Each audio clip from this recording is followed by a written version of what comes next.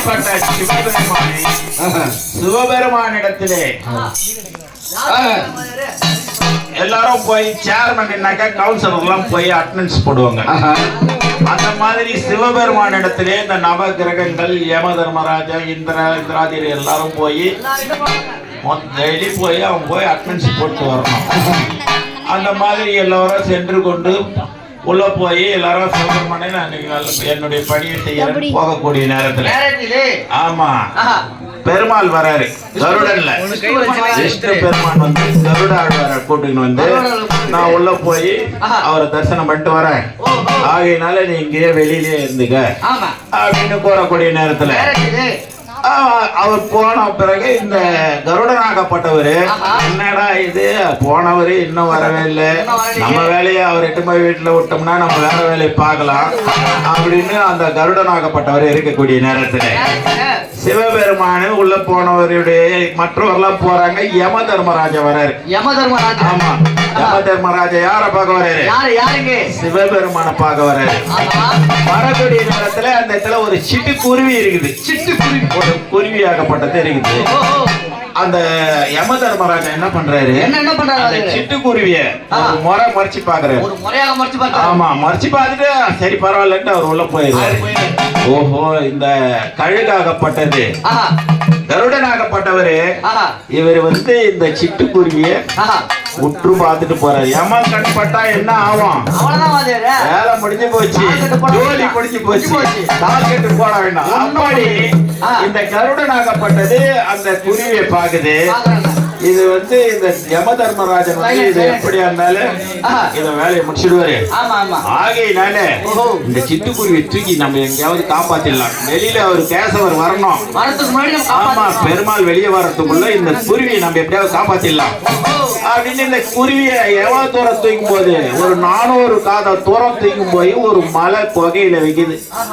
அந்த மலை புகையில அந்த குருவியை கொண்டு போய் வைக்கிறாங்க. ஓம் நம ஓம் நம ஓம் நம சிவாயா ஓம் நம ஓம் நம சிவாயா ஓம் நம ஓம் நம நம சிவாயா ஓம் நம அந்த கருடனாகப்பட்டவரே அந்த குருவியை கொண்டு சென்று ஒரு 400 காலத்திலே கொண்டு சென்று அந்த புகையிலே பாதுகாப்பாக வைத்து விட்டு இங்க வந்து சிவபெருமான் வர தரிசனம் பண்ணி வரக்கூடிய நேரத்துல பெருமாளை தரிசிக்கலான்னு பார்க்கக்கூடிய நேரத்துல முதல்ல யார் வெளியில வராரு?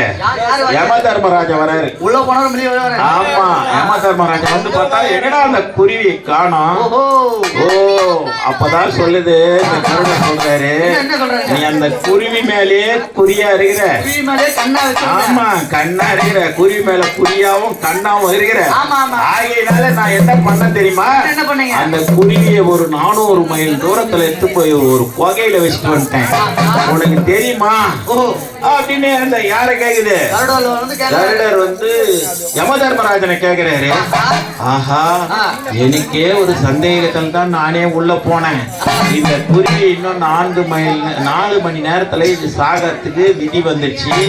அது எந்த மலையில போய் சாகணுமோ அந்த இடத்துல யார் எடுத்து போய் விடுவாங்க, இது அம்மா தூரம் போவாதோ அப்படின்னு நினைக்கக்கூடிய நேரத்துல நீ அந்த உயிரை எடுக்கிறதுக்காக நீ அந்த குருவியை கொண்டு போய் கரெக்டான புகையில வச்ச.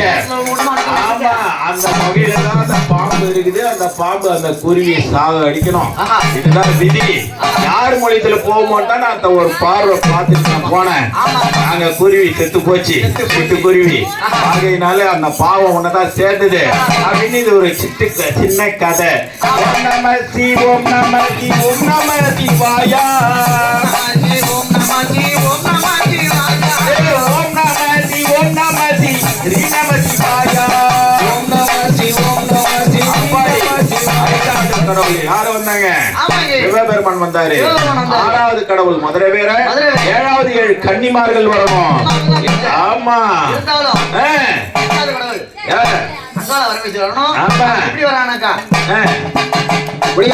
ஜோதி வேத பார்வதா அங்கார தேவி முண்டனாரணி